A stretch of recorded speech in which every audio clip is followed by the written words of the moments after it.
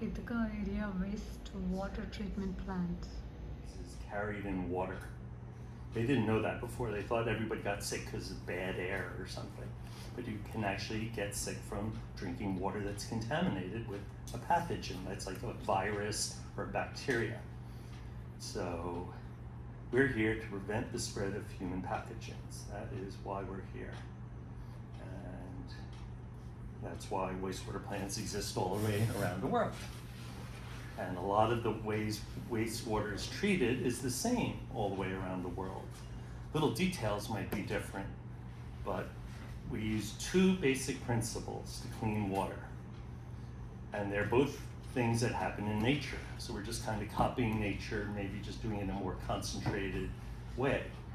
So the first thing, think about a stream or a river, and it's carrying all the dirt and other stuff that gets into it, including nutrients, maybe runoff from farm fields, and it's carrying all that, and there's silt and sand in it. If the river's moving fast, those things get carried along, and then all of a sudden it hits a big lake or the ocean, and what happens? The water spreads out and slows down.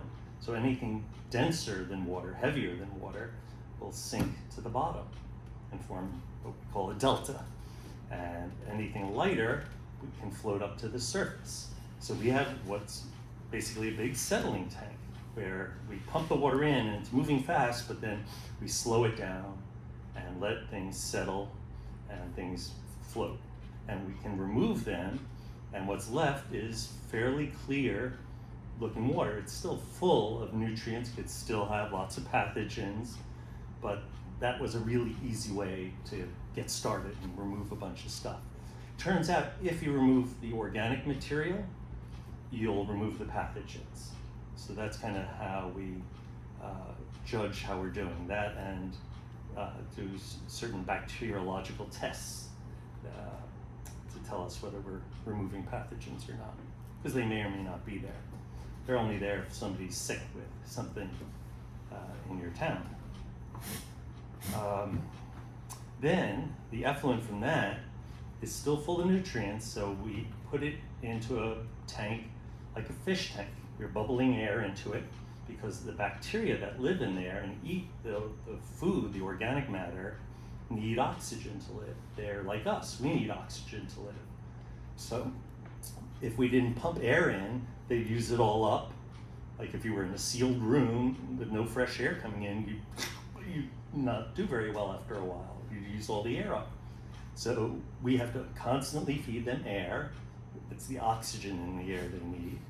And so it's like a giant fish tank, and it's full of bacteria. A single drop has over 1 million bacteria in it. And we can have anywhere from generally 1 million to 2 million gallons of it. There are a lot of drops in a gallon, so it's a very, very big number, how many bacteria are helping us clean the water. So along with eating the organic matter and using it up, more importantly, they clump up with it. They stick to the food. And those clumps, called flock particles, are a little denser than water. So we put them in another settling tank, and they sink to the bottom. And what we do is we pull them out with two different pumps. One pump sends it back to the aeration tank. We want to keep the population of the bacteria where we want it, high enough for the amount of food coming in. We can't control that. Are the Cornell students here or not? That's a lot of people. So if they're not here, we don't have as much organic matter and we don't need as much bacteria. If they're here, we need more biology to eat the organic matter, and so we have to return more. And the excess, there's always extra, we remove from this system. So just like the sludge in the first tank, if we didn't pump it out, that tank would fill up and overflow and it wouldn't be doing anything. We have to pump that sludge out. All the sludges go somewhere else, and I'll talk later about how we process that. So now we've had a secondary settling tank, and the flock, all those clumps of bacteria have been removed. And at that point, it's as clean as the government says it needs to be to go out into the lake. But, hello. Hi. No problem.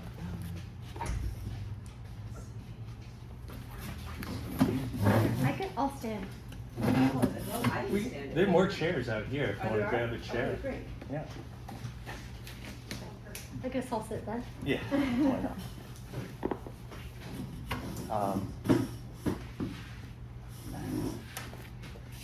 Anyone grab another chair?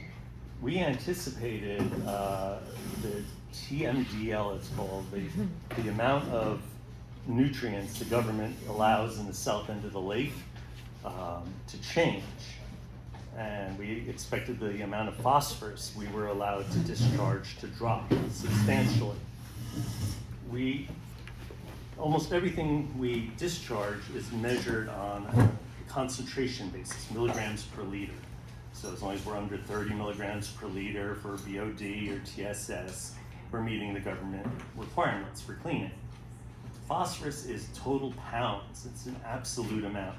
We get in about 240 pounds on average a day, and we're allowed to put out 40 pounds.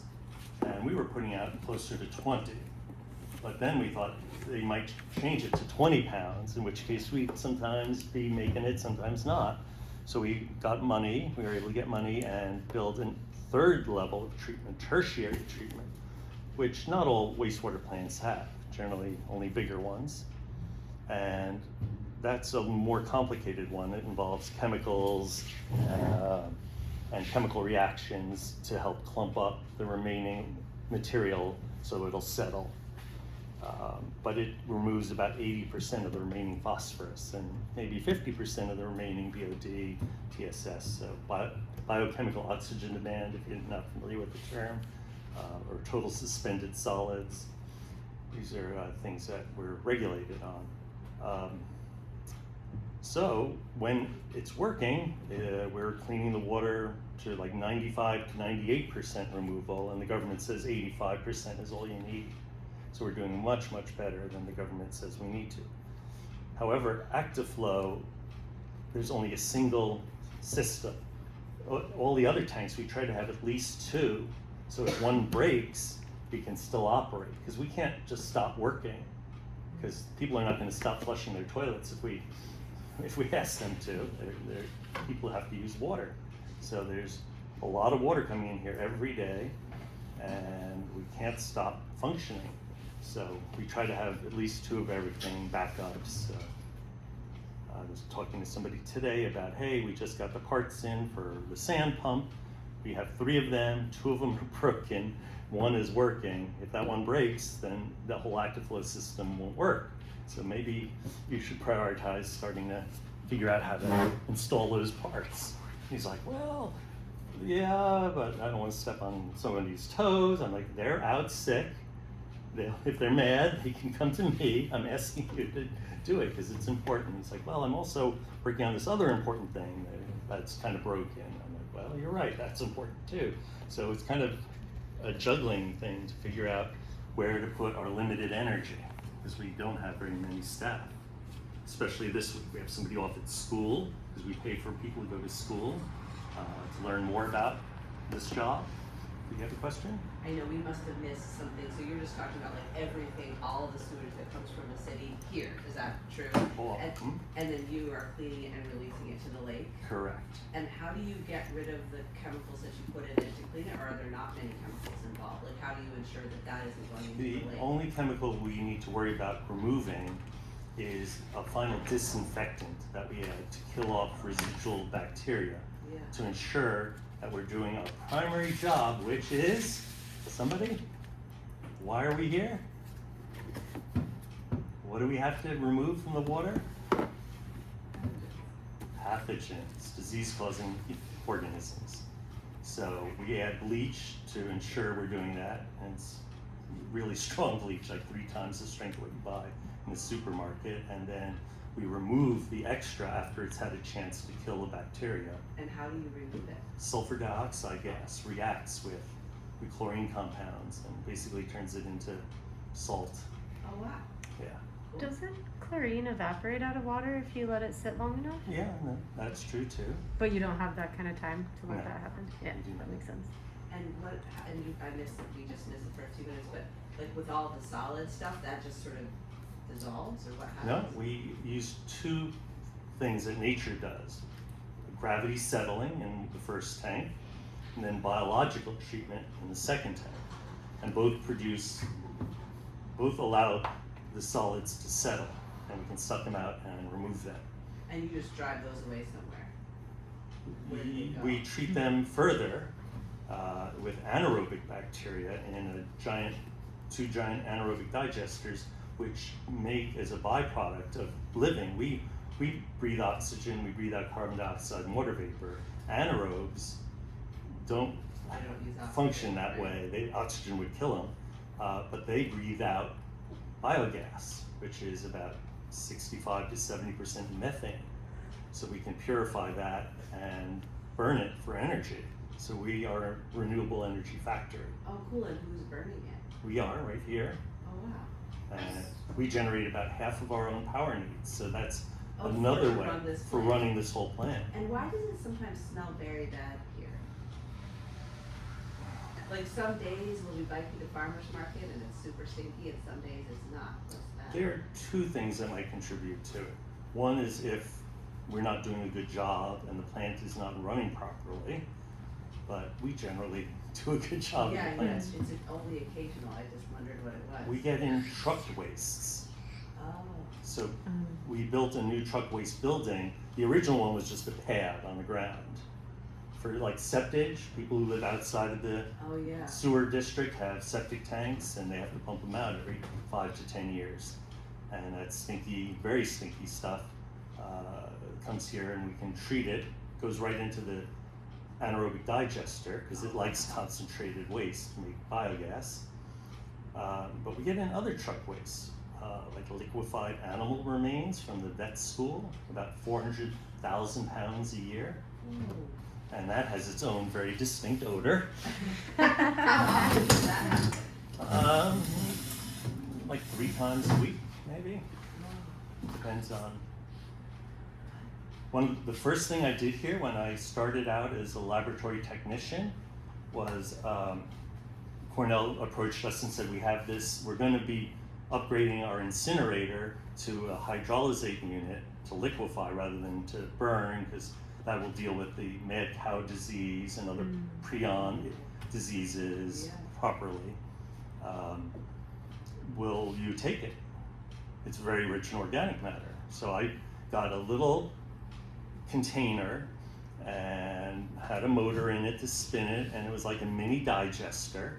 And I fed it our digester is being fed, and then I slowly added some of this hydrolysate from another place and put in more and more and more to see if it would crash the digester, and it didn't.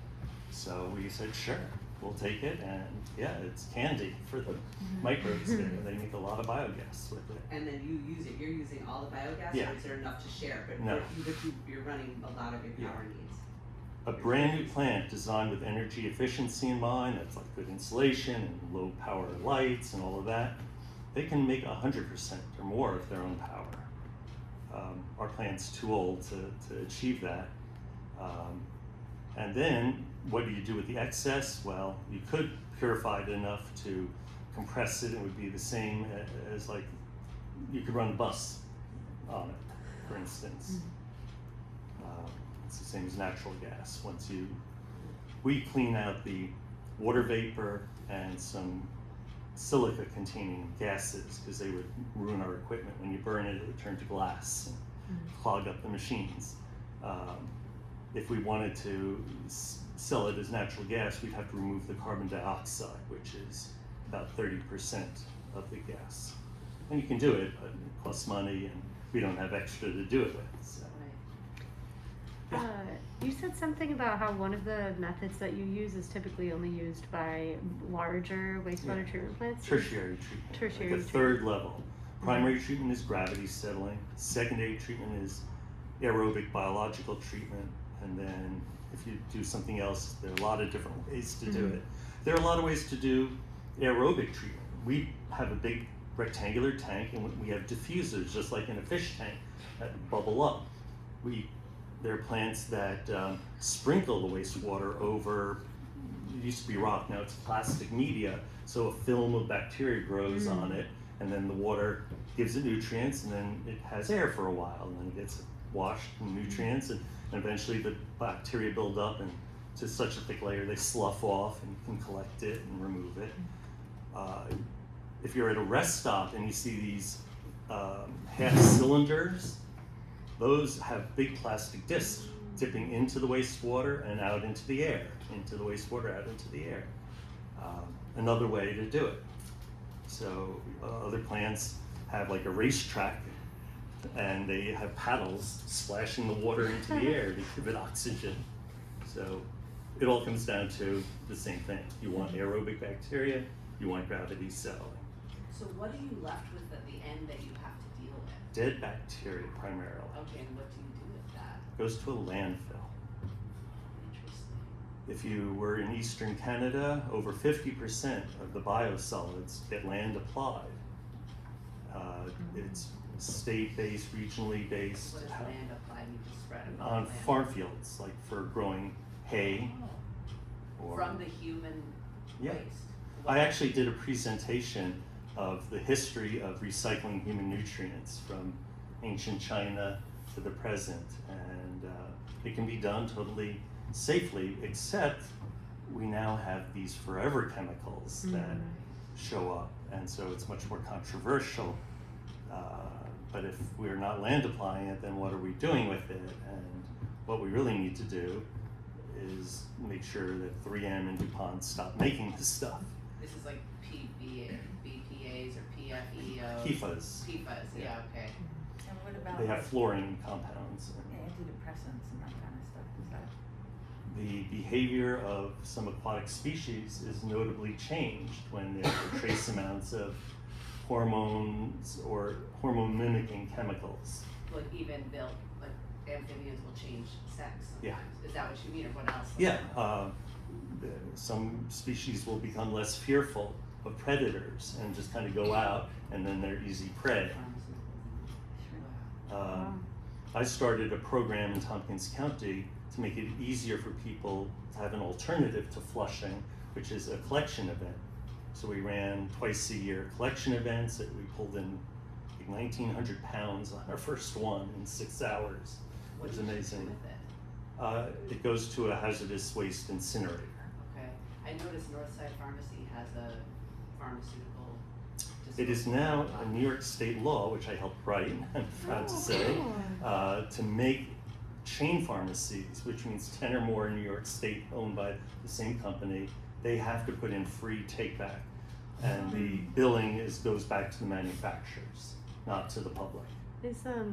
Is there enough left in just human waste that it also could create those issues, or is it Absolutely. only if okay? This is the low-hanging fruit. Right.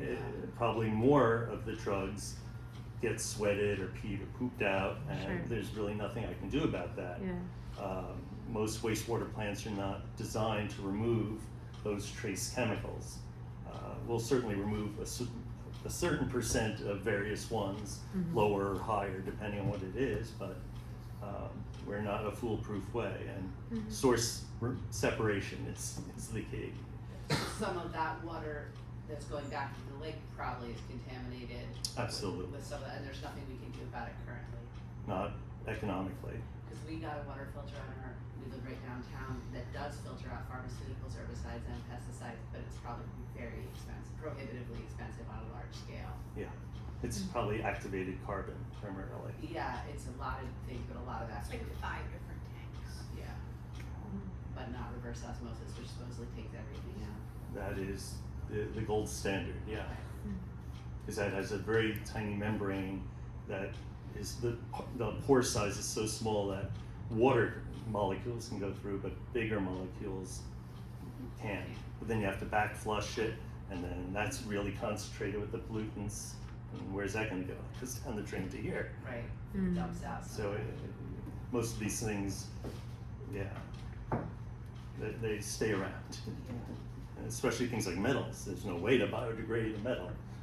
They're there. So I have to do a mercury minimization program to make sure people know that you can trade in your old mercury thermostat for free and get a free replacement, and make sure that Cornell has removed all the mercury thermometers from labs if unless they're absolutely essential and you can't use an alcohol thermometer. And this is a program you're working on. Yeah, Because that's you're my, aware of what's going on at the end. and it's my job title too, one of my job titles. I'm senior operator, I'm the only 4A licensed operator here, and I didn't want the chief position, because somebody has to have a 4A to sign monthly permits to the government, and that would have doubled my workload, and I wasn't interested. So we advertised for about 2 years, and we got one applicant and they weren't qualified. So we had to hire a contract company that supplies somebody who's a 4A to come in and sign the permit and make some process decisions on how we're treating the wastewater.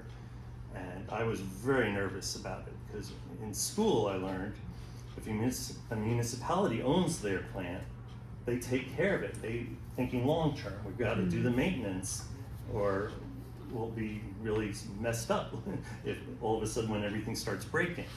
And that a contract company is going to come in and get a 10-year contract and let everything break down and say, okay, bye, we make our money.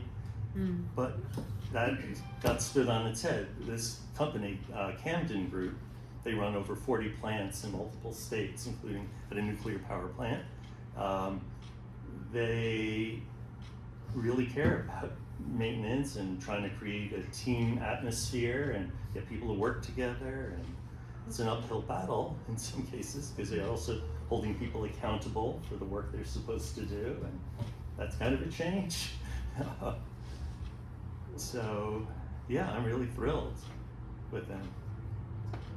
And we were short-staffed, and they provided another 3A operator, which is what most people here are, unless they're a trainee. And you have to be a trainee for at least 3 years before you can qualify to take your exam to become a 3A operator. So there's a lot of education you have to do, and you have to just do your time in a plant to get your license. Is this company privatized or? Yeah, it's a private company. Camden Group is. Yeah. Yeah. But you guys are public Ithaca, Yeah. Ithaca workers. Yeah. Right, and we had a big meeting with the head of Public Works Department, which is water and sewer and streets and facilities. It's a lot of people in the city. And he was in here this morning for a staff meeting, or this afternoon. No, sorry, yesterday. Yesterday. And he was talking about how we're underpaid and how hard they're working to get our contract renegotiated, but it had just been negotiated before the city got so many complaints about the labor negotiating team that they fired them, because they seemed not out to make a balanced thing. They were out to save the city money at all costs. The bacteria that is the waste product that goes to a landfill, why does it have to be landfilled? Because there's a chance that some are still alive, or is No, it? not at all. Ours could easily qualify as a Class A biosolids to be applied on land. Oh, it's just that we And to don't even, have- let's say, put in bags and sell to the public as compost. as compost. But we just don't have the legislature, we don't have the laws in place for that. Have you ever heard the term NIMBY? Oh, not in my backyard. Not in my backyard. That is Oh, the primary reason. wow. And there's this whole human manure movement for using human waste, Yeah. right? But, okay, interesting. So in our whole country, that's not allowed? Oh no, it's allowed in many places, including New York State. Oh, It's not okay. banned, it's just, New York City used to use trains to ship their sludge to like Colorado. What? And the cornfields were like brilliant, big, healthy green plants versus brown ones, you know, the field that didn't get it. But whether or not it was concentrating forever chemicals, I see, I mean, it used to be dumped out in the ocean, but that was banned. yeah. Wow, this is a lot of complications. Mm-hmm. Yeah, we had technology, you had to pay for them to come in with a tractor trailer that had this whole special unit for super drying sludge. To go to the landfill, it needs to be over 20% solids. That means you can't squeeze water out of it. This can go to 95% dry. And it reduces the volume, it reduces the weight, so we pay by the ton at the landfill. It turns it into a Class A biosolid, so we had people coming from other plants to watch the demo to see if they were interested in that technology. But there are lots of other technologies to consider, and we don't want to jump in and buy the wrong thing.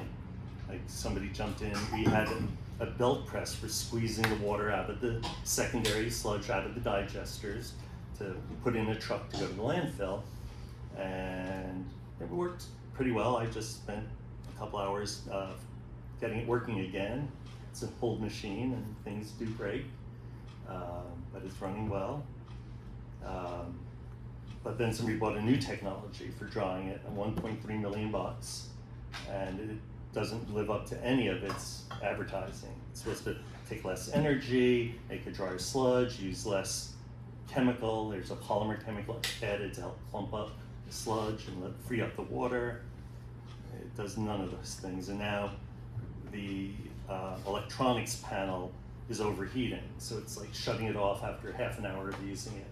So we have an outside contractor who works with PLCs, like these programmable logic centers to run machinery like that, and hopefully he's ordering the parts and getting that in. We let him know that was a priority. He's probably got half a dozen projects going here. So I see on the board loads from the Ontario. So you're getting something from the Ontario? Yeah, along with septage, we get in, as I mentioned, hydrolysate from the vet school. We get in de-icing fluid from the airport. Might be 1% glycol, but it is super rich in organic matter. So we like save it for if we are like really need more biogas for some reason and everything else isn't producing it. We can feed that to the digester and it'll go crazy. Are de-icing materials Yeah. rich in biomatter? Yeah, extremely. I thought- It's like 3% when they spray it. It's propylene glycol. Yeah. So I assume it's probably diluted with the snow and the ice to maybe 1%, but it's still like over 100,000 BOD. And what's coming in What's septage, BOD? biochemical oxygen demand, versus like a septic tank might be 350 versus 100,000. Whoa. 1 gallon of that is like the whole septic So tank. propylene glycol is food for the Candy. Yeah. because it's sweet? Just because it's rich and easily biodegraded. Okay. Small molecules, easy to digest. Okay. Fats, oils, and greases are long chain, complicated molecules, and unless you break them down into really tiny pieces, they're much harder to get biogas out of. What else do we get in? We do get in leachate from landfills, because they can't just have an open pit and have all the rainwater pick up the pollutants in the garbage and go into the groundwater table. They have to put in clay and rubber liners, and then the water starts building up like a lake.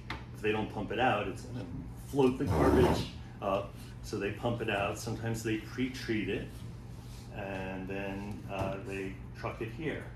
But won't that be filled with forever chemicals and pharmaceuticals? It potentially can have some of that.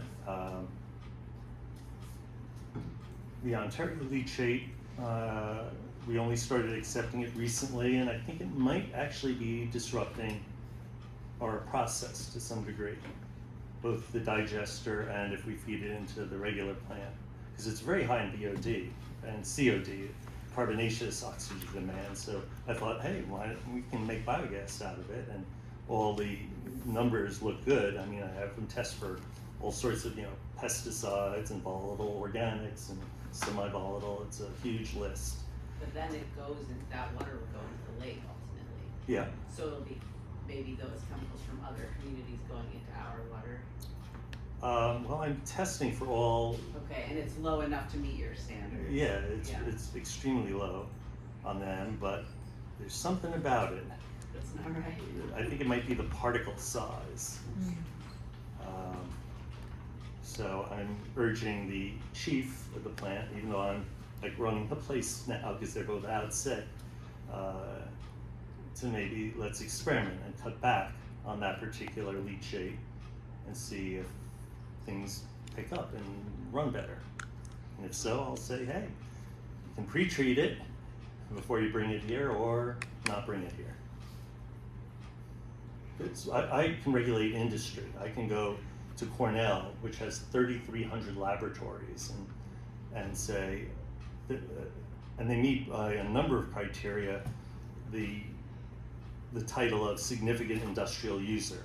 So I permitted them under the pre-treatment program, which is a federal program, and I do inspections in like 5 buildings a year.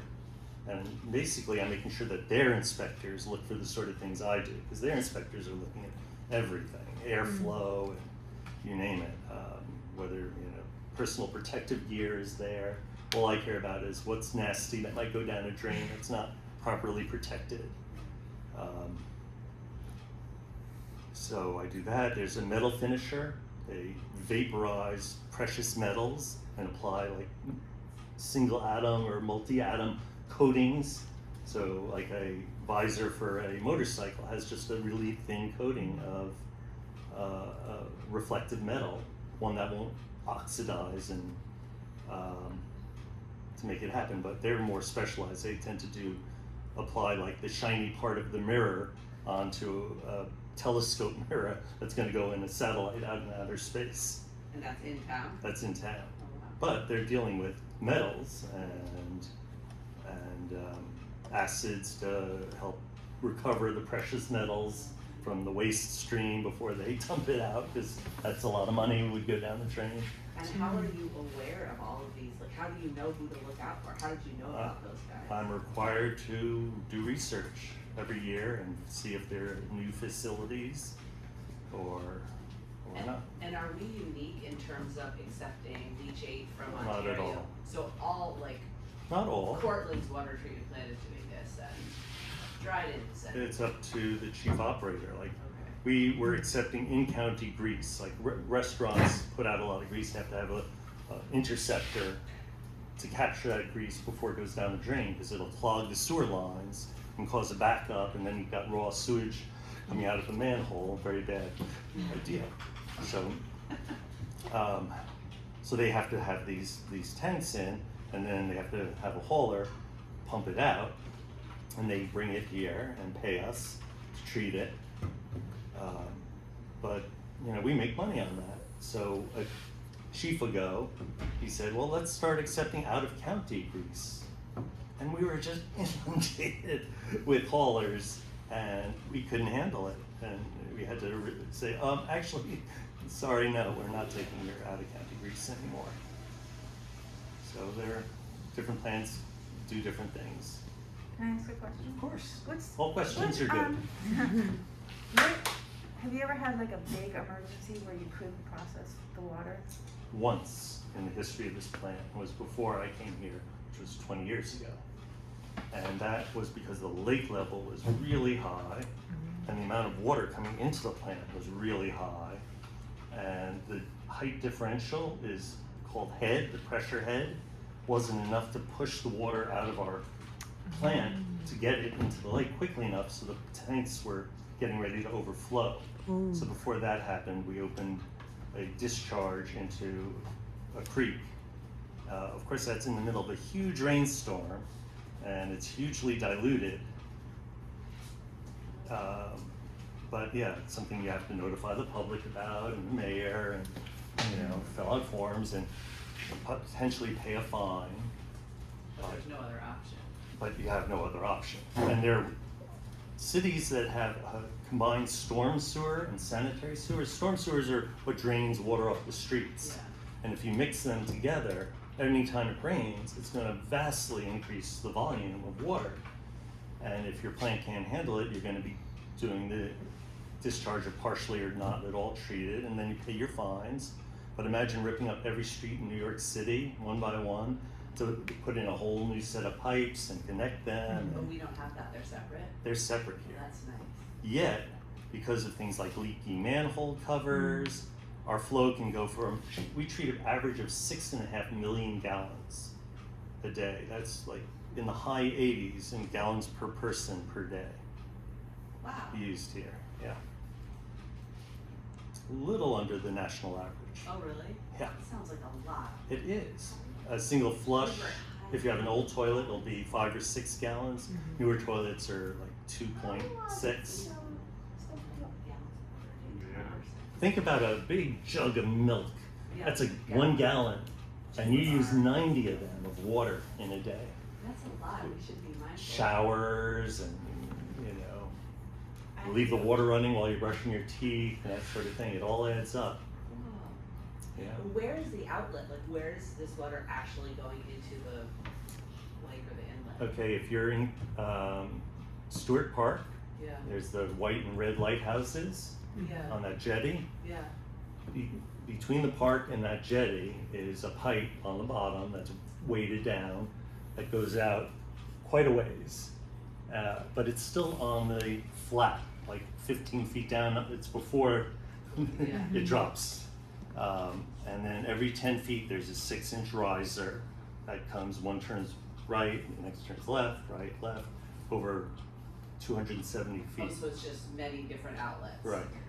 Well, And it's cleaner in most ways than the water in the lake. Because you also have septic tanks in homes along the lake, which 40% on average leak. So if there's if they close a swimming area because of human pathogens, don't look at us. It's the local septic tanks. So is our lake filthy?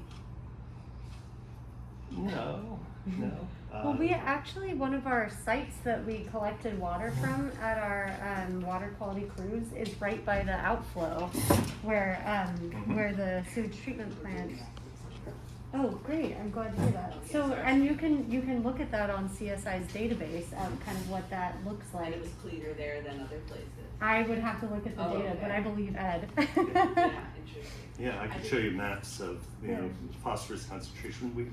Dr. Lozano, our retired lab director, used to go out on a boat, on a city boat, and go to GPS locations and big ring around it, 2 rings, and then way out in the middle of the lake, and then at Full Creek to measure various things like phosphorus or how much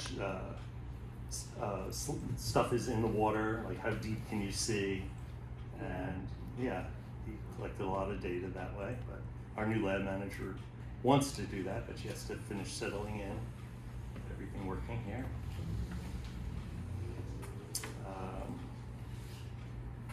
We haven't even started walking. I hope you guys have plenty of time and energy today. So if you took the amount leaving, oh, I'm sorry, right now, and over the whole day, it would be that. So that'll go up and down, and we can actually know what the total is because we have a measuring thing. And influent is 7.4, pretty close. If it was a big rainstorm, you know, the influent might jump up to 25, and it'll take a while for it to work its way through the plant. Do you sweat a little bit when that happens? Or you Oh yeah, you we have to staff the plant and do a lot of things to protect our biology so it doesn't right. get washed away. So over there, the top 7 coming in. Here's our little, we have 4,500 gallons of bleach. We have 3,600 gallons of ferric chloride and iron salt, 53 of ferrous chloride and other iron salt. Septic tank is like near empty. This one is only a quarter full. When it gets over 10,000 gallons, somebody will pump it down and pump it into the digester. Here's the glycol tank. That's from this winter left over. From the, when you were From accepting? when, Oh, yeah. the de-icing? Yeah, Oh, so you you don't use still it. are. Oh, sure. How much air we're pumping in to keep the bacteria happy in the aeration tank. This number is just not updating here, but that's how much we're wasting out of the system. The upstairs screen should have that, and this is how much sludge is being returned to re-inoculate the aeration tank, keep Oh, the like bug just the- population good. Okay. Cool. So we have acids in there to use as preservatives for samples, so it's under a hood for safety. The main thing we do as operators in here is 3 times a day, and that's the government requirement. We use an Imhoff cone, and they're used all over the world, standardized. You fill it with 1 liter of water, and then you see how much settles in and out.